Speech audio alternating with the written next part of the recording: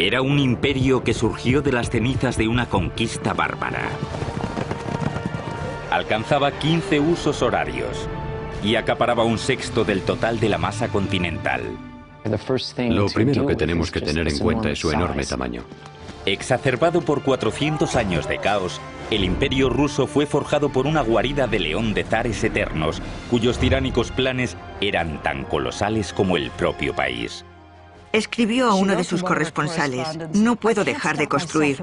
Es que construir es como una enfermedad, es casi como el alcoholismo. Estos visionarios condujeron el ascenso de Rusia a la magnificencia, adaptando las tecnologías extranjeras para tomar el poder y construir un imperio. Pero lo mismo que aumentó la sed de Rusia de una gloria eterna, acabó devorando a su propio pueblo.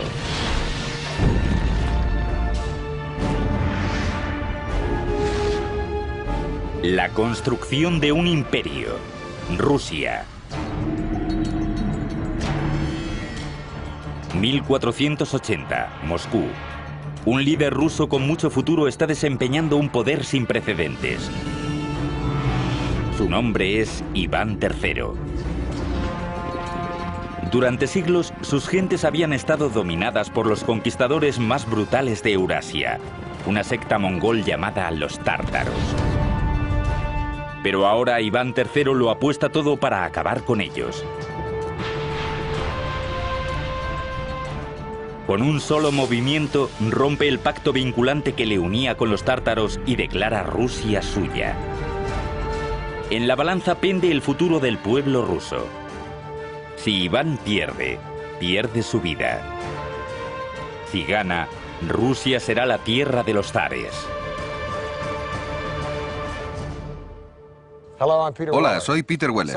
Hay quienes dicen que la historia de Rusia es una historia de sus grandes ciudades. Lo que pensamos hoy en día de la Rusia actual realmente comenzó en el siglo IX, cuando distintas personas empezaron a unirse en un único clan dominante llamado el Principado de Kiev. El Principado de Kiev era de Ucrania, pero migró aquí, a una zona forestal alrededor de muchos ríos y lagos, y establecieron una pequeña aldea de comercio llamado Novgorod, que significa ciudad nueva. La tradición oral cuenta que la vida en Novgorod era tan caótica y tan enardecida que la gente realmente invitó a un guerrero vikingo llamado Rurik para que viniese del otro lado del Báltico para poner orden. En Novgorod, el Principado de Kiev prosperaba. Tomaron la religión y las tecnologías de construcción de sus vecinos, los bizantinos, para poder construir nuevas ciudades y pueblos a medida que la población iba aumentando. Uno de estos asentamientos, ubicado en el fértil corazón de Rusia occidental, se llamaba Moscú. Moscú, cuya fecha oficial de fundación data de 1147, era un pequeño fuerte de madera junto a un río con el nombre de Moscú, Moscova. A medida que fueron evolucionando sus ciudades, el clan del Principado de Kiev empezó a conocerse como los rusos. Pero sin un único gobernante y una defensa, las ciudades rusas eran los principales objetivos para la invasión de los conquistadores más agresivos de aquella era, los tártaros. 1237, los tártaros atacaron por el río Volga con 120.000 jinetes. Los primeros rusos no estaban a la altura de esta experimentada milicia. Durante casi 24 meses, los tártaros devastaron Rusia. Pero para los gobernantes de Moscú, la invasión fue una oportunidad para pedir un favor a los invasores y reconstruir todo mejor de lo que estaba antes. El auge de Moscú comenzó en el siglo XIV. Políticos inteligentes, astutos y despiadados de parte del gran príncipe de Moscú consiguieron integrarse entre los jefes tártaros y alcanzaron la capacidad de recoger impuestos de otros principados rusos. Bajo la protección de los tártaros, Moscú empezó a chuparles la sangre a sus hermanos rusos, engullendo los territorios vecinos para así formar un único estado moscovita. Pero sus líderes todavía seguían obligados a saldar cuentas con los odiados caciques tártaros. Todo cambiaría en 1462 con Iván III. Iván llegó al poder con la firme intención de finalizar con la dominación tártara sobre Rusia. Asumió el título de Gran Príncipe de toda Rusia y empezó a planear un derrocamiento de los tártaros. Iván, creo, tenía todo lo necesario para ser un buen zar con gran éxito. Era ambicioso, era oportunista, era despiadado, era inteligente. Para el nuevo zar todo iría como la seda. Se casa con el imperio que había dado a Rusia su religión y su arquitectura, Bizancio. Con esta alianza establecida, Iván adopta el símbolo bizantino del águila bicéfala y declara a Rusia como la tercera Roma. Luego, en 1472, empieza a determinar su legado de construcción. Manda construir una nueva catedral como símbolo inconfundible de que Rusia ahora era una fuerza que había que tener en cuenta. Los trabajadores empezaron las construcciones de este gran proyecto a comienzos de 1470, pero la madre naturaleza tenía otras ideas. En 1474 un pequeño temblor agitó Moscú. Los 2 años de construcción de la imponente iglesia se redujeron a una pila de escombros. Construida de forma rudimentaria, con piedras pesadas sobre unos cimientos insuficientes, un accidente así era algo de esperar. Pero Iván convirtió el desastre en una oportunidad. A estas alturas, Iván III hace lo que cualquier sagaz gobernante haría: encontrar a los mejores. Y los mejores de aquella época, en el siglo XV, se encontraban en Italia. Iván encuentra a uno, Aristóteles Fioravanti. Fioravanti era conocido como un maestro arquitecto cualificado en toda Italia. Pero antes de que pudiera reconstruir la Catedral de Moscú, tenía que demoler la obra. Como la primera de muchas otras innovaciones, Fioravanti utiliza tecnología de asedio, es decir, un ariete para arrasar con las ruinas de la iglesia. Y aquello impresionó a los moscovitas, el hecho de que él fuera capaz de derribar en 3 semanas algo que a ellos les había llevado meses erigir sin éxito alguno. Fioravanti comenzó entonces con la construcción de la catedral. Hoy se la conoce como la Catedral de la Asunción. Comenzó utilizando las antiguas iglesias rusas de piedra caliza como modelo, pero infundió el estilo de la tecnología de construcción occidental. El resultado revolucionó la arquitectura rusa. Se empieza con los cimientos. En lugar de las zanjas llenas de escombros, que era típico de las construcciones rusas medievales, él limpió la zanja y puso grandes pilotes de roble. Esto suponía una sujeción mucho mejor para el edificio, que no se quebraría ni deformaría, lo cual obligaría a derribarlo si esto sucediera. A partir de ahí, las innovaciones de Fioravanti se extendieron. En lugar de utilizar piezas amontonadas de piedra caliza apenas unidas con argamasa, dispone los bloques de piedra caliza entrelazados, lo que los hace más estables.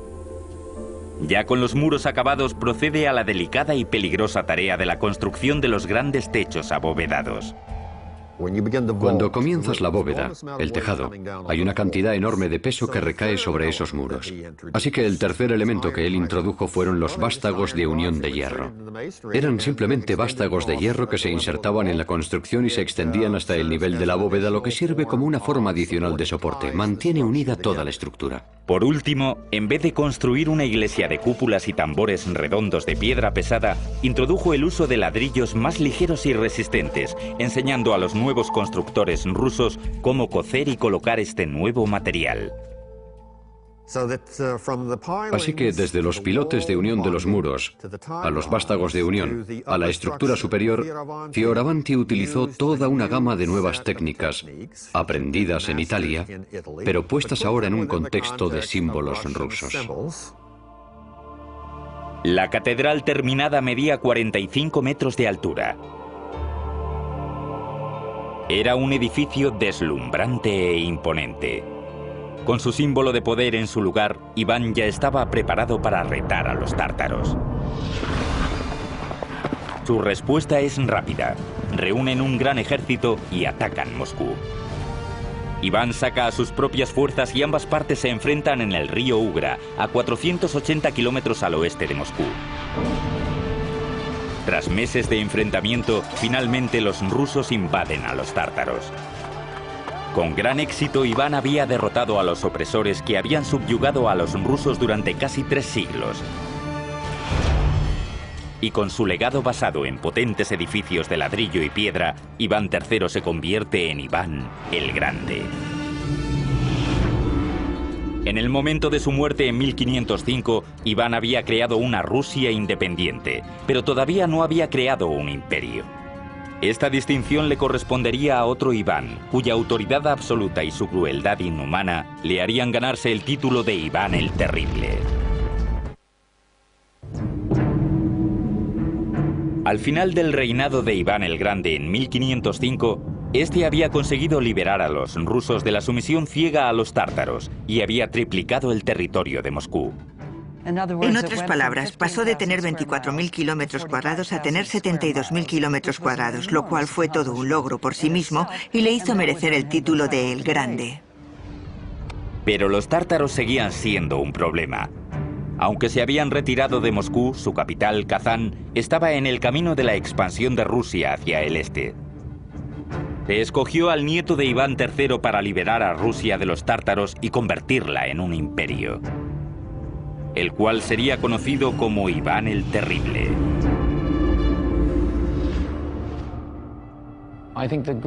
Creo que el mejor periodo de todos fue Iván el Terrible. Esto, el reino del zar moscovita abarcó el Volga, las euroregiones y finalmente toda Siberia. Este gran emperador empezó como un joven profundamente preocupado. El padre de Iván murió cuando él era pequeño, dejándole testigo de una lucha brutal por el poder, con torturas, ejecuciones y asesinatos. Estas atrocidades marcaron a Iván para el resto de su vida. Me imagino que el pasado traumático de Iván el Terrible, cuando era pequeño, produjo un Iván que era terrible. E incluso cuando era pequeño, torturaba a los animales, parecía cruel y sádico. Cuando llegó al poder en 1547, estaba convencido de que él había sido designado personalmente por Dios para gobernar Rusia. Fue el primer gobernante ruso en autocoronarse formalmente como zar. Y la palabra zar es simplemente un derivado ruso de César. Es un título imperial. Como zar, Iván encontró una válvula de escape perfecta para su intelecto violento y despiadado en el lanzamiento de la primera ofensiva moderna de Rusia, llamada el asedio de Kazán. Primero, Iván creó un nuevo ejército de casi 150.000 hombres, incluyendo unidades de artillería e ingeniería entrenados con las últimas tácticas de Europa. Sus ingenieros adaptaron estas enseñanzas extranjeras a la guerra rusa. El primer paso de la ingeniería rusa fue el diseño de una estructura portátil para defender a las tropas rusas en las planicies descubiertas europeas. La llamaron el Gulai Gorod. Era realmente una fortaleza móvil. El Gulai Gorod consistía en unas placas de madera. Estos revestimientos estaban unidos en distintos patrones para defender a los tiradores de infantería llamados streltsy, que en ruso significa pistola. La infantería rusa permanecía detrás de o dentro de estas fortalezas móviles y utilizaban pistolas. Utilizaban cañones contra la caballería y otra forma de usarlo contra el lugar asediado, la ciudad como Kazán. 23 de agosto de 1552. Con su ejército ya reunido y equipado, Iván comienza a luchar abriéndose camino hacia Kazán. Lo hicieron de forma muy ingeniosa. Los rusos avanzaban y rápidamente levantaban las fortalezas prefabricadas de troncos e iban acercándose centímetro a centímetro a Kazán. En otras palabras, estrechando el círculo en torno a la ciudad. Una vez ubicados en las afueras de la ciudad, las tropas de Iván desataron un incesante asalto montados en Gulai Gorods de 9 metros de altura para disparar una descarga de artillería sobre los muros de la fortaleza. Ellos mataron a muchos defensores en las calles de la ciudad usando estas torres móviles. Pero la fortaleza resistía. Así que los generales de Iván ordenaron a un equipo de ingenieros que lo intentaran por el castillo. Idearon un plan temerario para hacer túneles bajo los muros de la fortaleza, depositar minas y hacer saltar por los aires el fuerte. El 30 de septiembre encendieron una mecha que acabaría decidiendo el sangriento destino de Kazán. La fuerza de la explosión paró la batalla en seco. Era la señal para el resto del ejército, y todos los regimientos del ejército zarista comenzaron a la vez el asalto a la fortaleza. Tras 8 días de una sangrienta batalla, Kazán cae. Iván fue el conquistador y Rusia se convirtió en un imperio. Fue una hazaña monumental, porque tomar Kazán significaba que Rusia estaba haciéndose con las antiguas tierras tártaras, con las que había estado endeudada. Y Kazán le dio la oportunidad a Rusia de expandirse realmente como un imperio. Le abrió el camino por el sur hacia el Mar Caspio y el Mar Negro, y por el este hacia Siberia. En 1555, para conmemorar su victoria, Iván encarga un edificio que se convertiría en el símbolo más emblemático del Imperio ruso. Hoy en día se conoce como la Catedral de San Basilio. La Catedral de la Intercesión, la que conocemos como San Basilio, se basa en la tecnología de las torres de ladrillo que introdujeron los italianos y más tarde adaptaron los rusos. Construida casi en su totalidad en ladrillo, la catedral realmente eran 8 iglesias en una. Fue diseñada con un patrón geométrico en el que cada iglesia rodeaba a la torre central, simbolizando así a los 8 días del asedio de Kazán. En la década de 1580 se añadió el elemento más distintivo de la iglesia. La cúpula con techo de bulbo realmente tiene esa forma, desde su base ensanchada. Se apoya en un cilindro llamado tambor, y desde ese cilindro, desde lo alto de ese cilindro, se ensancha prominentemente, se eleva y acaba en pico. Esa es la cúpula con techo de bulbo. Las cúpulas con forma de bulbo de San Basilio son totalmente únicas. Cada una fue construida con un relieve individual pintada a mano, con planchas de metal apoyadas en un marco de hierro. Si le quitáramos estas planchas de metal, parecería una especie de jaula de pájaros aplastada que le hace tener esta forma ensanchada. El resultado fue una deslumbrante proeza arquitectónica nunca antes vista en Rusia. Hacia 1553, los dominios de Iván eran los más vastos de Europa, y él estaba a la altura de su poder.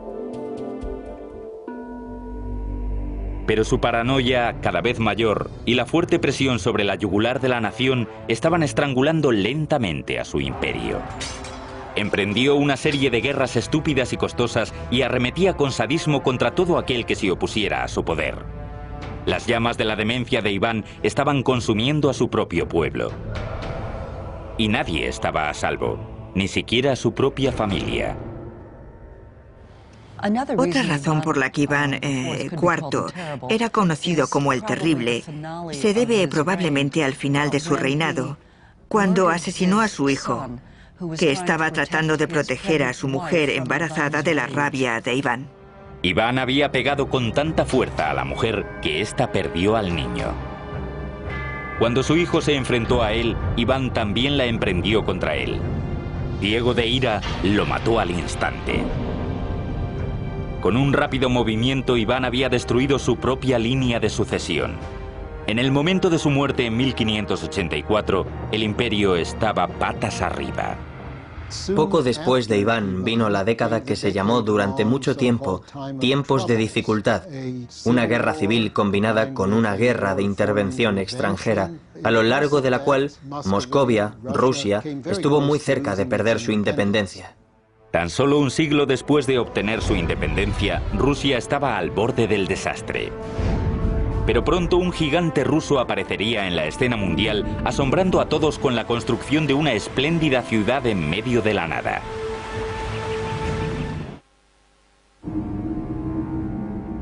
...1696... Un nuevo zar llega al poder con el plan revolucionario de retomar las cosas donde Iván las había dejado y transformar su nación atrasada en un imperio moderno. Su nombre es Pedro el Grande. Pedro el Grande fue una persona completamente única, un gigante, tanto físicamente, medía 1,95 metros, como en cuestión de personalidad. Despreciaba las convenciones y las tradiciones y mostraba una curiosidad incesante por las cosas nuevas. El enorme tamaño de Pedro coincidía con su ego.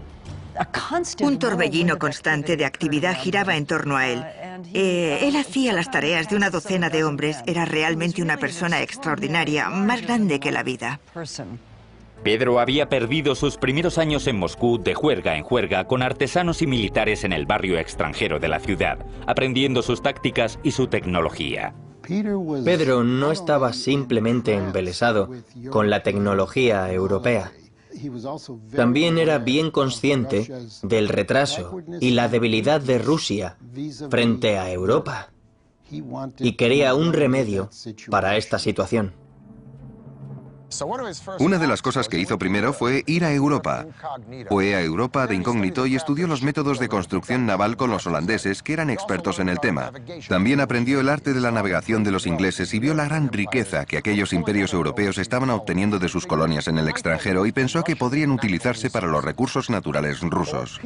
Pero lo que realmente quería Pedro era una porción de acción y sabía que para poder tener acceso a la tarta tendría que llevar a rastras a su país para sacarlo de su atraso medieval e introducirlo en la luminosidad del nuevo comercialismo del mundo occidental. Cuando regresó a Rusia, Pedro decidió transformar su país en una fuerza naval que no solo comerciaría con los imperios europeos, sino que competiría con ellos como una fuerza militar. Pedro fija su punto de mira en un trecho de tierra a 640 kilómetros al norte de Moscú, cerca del mar Báltico, en el río Neva. Con la vanidad propia de un dios, comenzó a prever su nueva ciudad naval que situaría a Rusia dentro del mapa de Europa. A esta previsión la llamaría San Petersburgo. Una ciudad en ese lugar tenía acceso directo a Europa a través del mar. El único problema era que esta tierra del Neva pertenecía a Suecia. Pero esto no disuadiría a Pedro. En 1700 emprendió un ataque en toda regla y se hizo con la tierra a la fuerza. Hacia 1703 se puso la piedra angular de la ciudad. La nueva capital que Pedro tenía en mente iba a ser una fortaleza. Iba a ser el centro del ejército y de la marina. Iba a ser la ventana hacia Europa, a través de la cual fluirían las ideas occidentales, las ideas modernas y se expandirían por todo el imperio. Fruto de la guerra y del derramamiento de sangre, nació San Petersburgo. Pero para la gente de Rusia, la ambición de su zar suponía un arma de doble filo. Pedro eligió la ubicación de su futura ciudad por su acceso al mar Báltico, pero esta ventaja tendría un precio excesivo. Durante 5 meses del año, el delta del río y las marismas de alrededor se helaban. A continuación, como era de esperar, el agua fluía cuando éstas se derretían en los meses más cálidos. La construcción de esta ciudad sería un reto monumental. Así que Pedro acudió al único recurso natural que funcionaba en Rusia cuando todo lo demás fallaba: la mano de obra local. La gente de Rusia trabajó en la construcción de San Petersburgo literalmente con sus propias manos. Rodeados simplemente de marismas, les era prácticamente imposible recibir provisiones. Para poder levantar los cimientos de la fortaleza por encima de las marismas, los trabajadores tuvieron que excavar en la tierra con sus propias manos y luego transportar miles de kilos de tierra en sus chaquetas y camisetas. Tenían que importar todo. Incluso tenían que cortar grandes cantidades de madera río arriba y hacer que los maderos bajaran por el río para poder dar estabilidad a los cimientos de la ciudad. No hay tierra firme aquí, así que cualquier estructura importante tenía que construirse sobre unos pilotes. Para ello, los ingenieros diseñaron un sistema de poleas para llevar miles de pilotes hasta el terreno. Se elevaba la cabeza y luego la soltaban y se introducía el pilote en el terreno, y esto se repitió cientos y cientos de veces en Petersburgo. En 5 meses, miles y miles de peones habían levantado las paredes hexagonales y los bastiones de madera de la fortaleza que pueden ver a mis espaldas. Por la noche, volvían a sus casas en los campamentos, muertos de frío, cansados y hambrientos. Igual que venían por miles, también morían por miles a causa de enfermedades, de inundaciones y de agotamiento. Hacia 1708 se calcula que murieron en torno a 25.000 peones durante la construcción de la joven ciudad, lo que le hizo portar el sobrenombre de la ciudad de los huesos. No hay ninguna estadística que nos diga exactamente cuánta gente murió antes de que la ciudad se diera por acabada. Pero un historiador del siglo XIX dice que hasta aquel momento no había habido ni una sola batalla en los anales de la historia que se hubiera cobrado tantas vidas como el número de trabajadores que fallecieron durante la construcción de San Petersburgo. Para Pedro, estas cifras humanas no eran más que los medios para alcanzar un fin. En 1706 envió su primer buque desde el astillero de la Marina de San Petersburgo. Este era el primer complejo industrial de la ciudad. Albergaba a constructoras navales, fabricantes de cuerdas y velas, fraguas y fundiciones de cañones. Rusia tenía una marina, y su zar, sin ayuda alguna, estaba cambiando la cara del imperio. En 1712, con la rápida eficacia que le caracterizaba, hizo el mayor de todos los cambios. Con un sencillo y contundente decreto, declaró San Petersburgo capital de Rusia. En tan solo un instante, la supremacía durante casi 300 años de Moscú en Rusia había desaparecido. Los ciudadanos de Moscú se quedaron atónitos. Muchos rusos reaccionaron ante Pedro como si se tratara de un extraterrestre procedente del espacio. No le entendían. Impuso sus extrañas ideas en su país, usando la fuerza propia de un monarca autocrático y absoluto, que había heredado de sus predecesores, pero que sabía muy bien cómo utilizarla para obtener lo que quería. Su idea de hacer una revolución en Rusia le motivó a lo largo de toda su vida. No había forma alguna de que nada ni nadie pudiera escapar de los efectos de este proceso revolucionario. Pedro no había escatimado en gastos para crear una ciudad partiendo desde cero. Pero hacia 1714 San Petersburgo todavía estaba lejos de ser el centro europeo de poder que él había previsto, y los malos años de Pedro estaban a punto de llegar. Sin su obstinada voluntad, todo el fantástico esfuerzo amenazaba con desmoronarse, dejando a Rusia una vez más al borde del caos.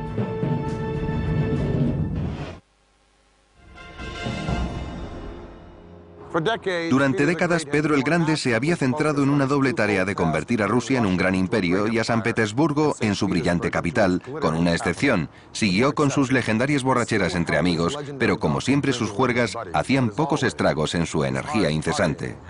Había derrotado a los suecos en la Gran Guerra del Norte, había expandido los límites de Rusia desde el Báltico hasta el Pacífico, había construido una nueva capital europea, había creado un ejército de la Marina, había construido escuelas de ingeniería y ciencia y había multiplicado por 7 el comercio ruso. Tanto militar como políticamente Rusia se había convertido en un imperio, pero todavía le faltaba un elemento esencial en todo imperio que se precie: prestigio. En 1714, Pedro empezó a realizar los bocetos para un gran palacio encima de un acantilado de 15 metros de altura, mirando hacia el mar, a 40 kilómetros a las afueras de San Petersburgo. Lo llamaría Peterhof. El palacio estaría rodeado de 240 hectáreas de jardines y coronado por una red dorada de fuentes que recorrerían toda la pared del acantilado. Los trabajos del proyecto monumental comenzaron en 1716. Muchos soldados del ejército fueron enviados a la finca para cavar las zanjas que llevarían el agua a través de un sistema de cañerías hasta las fuentes. En 1719, los primeros ingenieros hidráulicos del país comenzaron a trabajar en el complicado sistema.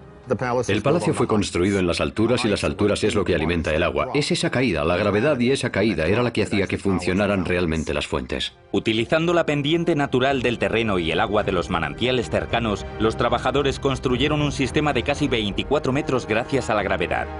El agua se almacenaba en depósitos que estaban en lo alto. En un abrir y cerrar de ojos se soltaba esta agua y caía a través de las cañerías de madera en cascadas de 15 metros hasta el eje de las fuentes. La velocidad del agua acumulaba suficiente fuerza para impulsarla a casi 20 metros por el aire.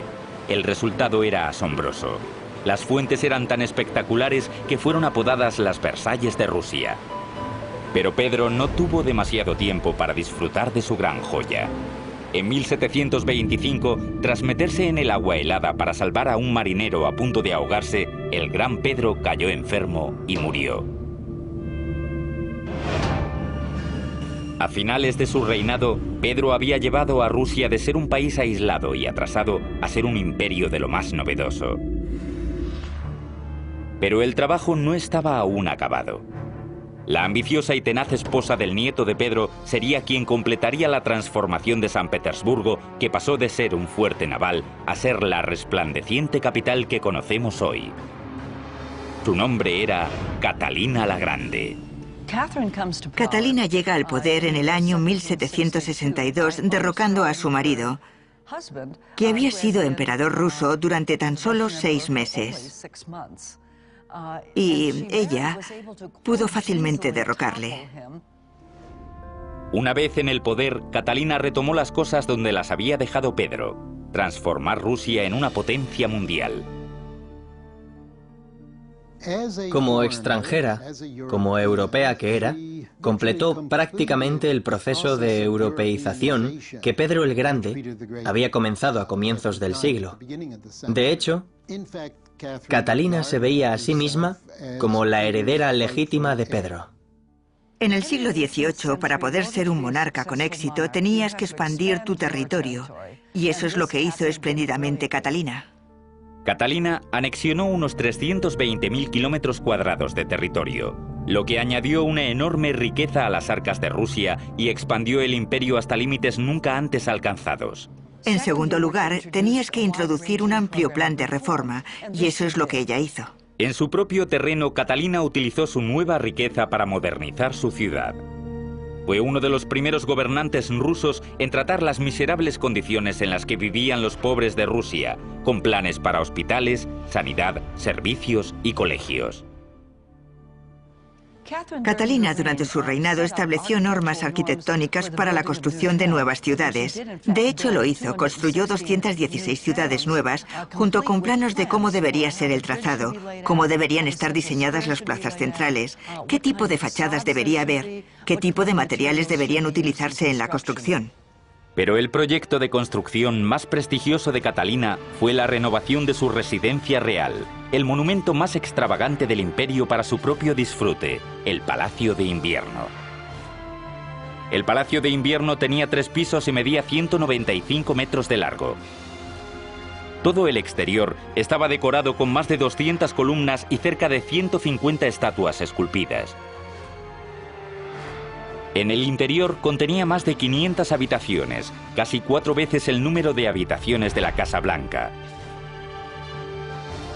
A lo largo de su reinado, Catalina encabezó un auge en la construcción como nunca antes el imperio había visto. Su poder inigualable transformó por completo San Petersburgo en un escaparate ostentoso y sin tapujos de la cultura, la riqueza y el poder del imperio ruso. Escribió a uno de sus corresponsales: "No puedo parar de construir. Es que construir es como una enfermedad, es casi como el alcoholismo". La desmedida construcción no era el único vicio de la zarina. Tras las puertas del Palacio de Invierno, Catalina era conocida por otro tipo de actividad: cuidar muy bien de sus numerosos y a menudo mucho más jóvenes amantes. Era una mujer trabajadora. Por las noches quería compañía masculina. Y hubo una serie de amantes uno tras otro. Los trataba muy bien y con gran generosidad. Les daba tierras, les daba siervos. Pero la espléndida corte de Catalina y su poder absoluto para ofrecer a los seres humanos como regalos simbolizaba el abismo que existía entre la élite dirigente y los rusos de la clase media trabajadora. A finales del reinado de Catalina en 1796, Rusia era una superpotencia. Pero la fuerza del país trajo consigo nuevas glorias y nuevos enemigos. Hacia 1812, un ambicioso general llevó a cabo una marcha de conquista por Europa como nunca antes se había visto desde el Imperio Romano. Y Rusia estaba a punto de ser su próxima víctima.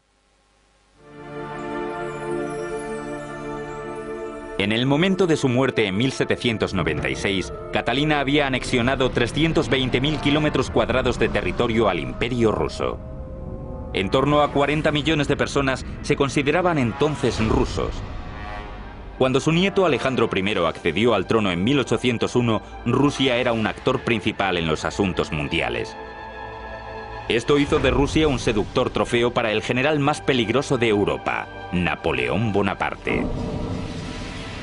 Y en 1812, el zar Alejandro se enfrentó a un reto sin precedentes en Rusia desde la invasión de los mongoles 6 siglos antes. Napoleón representaba una amenaza considerable para Rusia. En 1812 ya tenía prácticamente a toda Europa bajo su control. Napoleón entró en Rusia con un ejército inaudito formado por 500.000 hombres. Los rusos sabían que no podrían detener a este ejército en los campos de batalla, así que adoptaron una táctica de estrategia de retirada, incendiando los campos para obligar a las tropas de Napoleón a salir de ahí y dirigirlos hacia Moscú. Ya en la capital, Napoleón se percató de que había subestimado la férrea determinación del zar ruso. Napoleón seguramente pensó que, habiendo ocupado el casco antiguo, Alejandro estaría deseando llegar a un acuerdo. Pero no. Simplemente ignoró a Napoleón hasta que un invierno durísimo obligó a Napoleón a darse cuenta de que no ganaba nada con el asedio de Moscú, y así fue como Napoleón emprendió su retirada. Obligados a volver por los paisajes helados y derruidos por donde habían venido, menos de un 10% de los hombres del ejército original de Napoleón sobrevivieron. La madre Rusia había destrozado al general invencible. En 1883, el sucesor de Alejandro encargó que se colocara un gran monumento en el centro de la plaza del Palacio de San Petersburgo. Sería un imponente símbolo del desafío ruso. Se llamó la Columna de Alejandro. La columna de Alejandro reposa sobre un eje de granito de acabado rojo. Es un monolito que es una sola pieza. Una vez más, un zar ruso obligó a su pueblo a mover literalmente montañas para construir un monumento en el nombre del imperio. Un ejército de rusos esculpieron metódicamente el eje de la columna de la ladera de una montaña en una sola pieza y lo trasladaron hacia San Petersburgo. Este proceso duró 3 años y se necesitaron miles de trabajadores. Ya en San Petersburgo, los ingenieros se enfrentaron a la ardua tarea de elevar un monolito de granito de 700 toneladas y 25 metros de altura. Ataron una especie de soga gigante a la columna. Y luego rodearon los cabrestantes, que eran tripulados por montones de gente. Y en el momento que se daba la señal, todos ellos se movían y a través de un sistema de poleas, la columna se elevaba poco a poco hasta caer en el lugar que se había dispuesto para ser su base. Hoy en día la columna sigue allí, sobre su pedestal, a una altura total de unos 46 metros. Ha demostrado ser una construcción perfecta. La caída de Napoleón eliminó cualquier amenaza sobre la posición de Rusia como el imperio terrestre más grande del mundo. Hacia finales del siglo XIX, Rusia se expandió 9.600 kilómetros desde el mar Báltico en el oeste hasta el Pacífico en el este, y todo el trayecto hasta Alaska. Era una de las 6 masas continentales del mundo, abarcaba 15 usos horarios y con el nuevo zar seguía expandiéndose. Durante su reinado, Nicolás II, gracias a su reciente experiencia viajando por Asia, tenía la fuerte convicción de que el futuro de Rusia se hallaba en el Pacífico. Pero con un territorio que iba más allá del horizonte, el imperio corría el riesgo de derrumbarse bajo su propio tamaño. Los ingenieros de Rusia llevaron a cabo una solución del mismo alcance que el propio imperio. Construyeron el ferrocarril transiberiano. Aquellos que promovieron la construcción de lo que sería el ferrocarril más largo de la época de 1890 tenían en mente objetivos tanto económicos como políticos. Quedaba abierto el Extremo Oriente para las exportaciones rusas. Al mismo tiempo, se establecía el poder ruso en el Extremo Oriente. El 31 de mayo de 1891 se colocó la primera pieza del ferrocarril que abarcaría una distancia de 9.230 kilómetros, el equivalente a atravesar el territorio de Estados Unidos 2 veces. Fue un proyecto de ingeniería a una escala sin precedentes. La pregunta de cómo se construyó el ferrocarril es sinceramente algo sobrecogedor. El ferrocarril fue diseñado de forma que se construyera por secciones y requería miles de trabajadores, ingenieros, soldados e incluso presidiarios para realizar el trabajo. En un tramo típico del ferrocarril que atajaba por las amplias áreas del sur del bosque siberiano, una oleada inicial de trabajadores limpiaba el terreno, talando los árboles para abrirle paso al ferrocarril. Luego muchos otros construirían los baluartes en la tierra para alzar los raíles. Luego, cuando las maderas estaban despejadas y los baluartes en su lugar, se traían los raíles y se colocaban. El transporte de las provisiones hasta estos lugares remotos suponía un gran reto, porque, después de todo, el ferrocarril todavía no existía. Las vías tenían que colocarse poco a poco, así que los trabajadores podían utilizar el ferrocarril en construcción para transportar el acero desde el oeste y continuar construyendo sección a sección. Y este proceso se repetía semana tras semana, mes tras mes, durante todos los años del último periodo imperial. El esfuerzo incesante fue la peor parte del trabajo. Era un trabajo durísimo, un trabajo durísimo.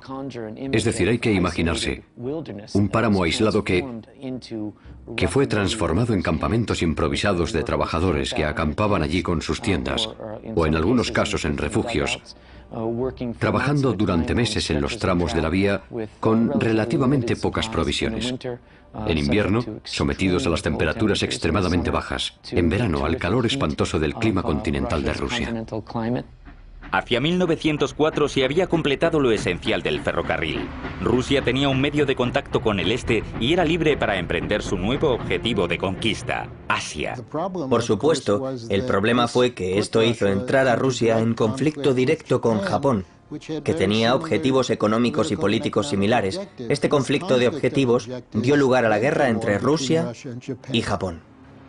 En 1905, Rusia entró en guerra y sufrió una derrota humillante en manos de los japoneses. De vuelta a casa, la pérdida avivaba las llamas del creciente resentimiento hacia el zar. Luego, en 1914, el zar llevó a su país a otra guerra, una que acabaría con la población, la Primera Guerra Mundial. Tras varios siglos construyendo el mayor imperio del mundo a base de sangre, el zar ruso ahora estaba llevando a su pueblo hasta el límite. El 15 de marzo de 1917, el pueblo se rebeló. El zar Nicolás II fue destituido del poder. El reinado de casi 500 años de los zares rusos se había destruido. El factor clave de la desintegración del Imperio ruso en 1917 a 1918 fue la caída del régimen zarista, porque realmente el emperador era el que actuaba como vínculo y mantenía el imperio unido. Los zares habían usado su poder para construir catedrales asombrosas, ciudades enteras partiendo de cero, ferrocarriles que atravesaban todo un continente y lujosos palacios inigualables en lo que a opulencia se refiere. La historia del Imperio ruso puede verse como un enorme logro. Al mismo tiempo, este logro tuvo costes importantes. En muchos aspectos, el imperio fue construido a costa de los ciudadanos rusos. A finales de 1917, los logros del imperio se volverían a escribir gracias a un nuevo régimen establecido para nivelar el campo de juego para los pobres de Rusia. A medida que el poderoso imperio crecía, iba consumiéndose cada vez más con el fin de construir un grandioso lugar de diversiones para los ricos y un infierno industrial para el resto. A comienzos del siglo XX, los pobres agotados y analfabetos de Rusia habían tenido más que suficiente. Destrozadas por la guerra, incitadas por los radicales, estas personas se levantaron para derribar a la Rusia por la que tanto habían sufrido, en una revolución que haría reemplazar un imperio colosal por otro. Peter Weller, para el canal de Historia.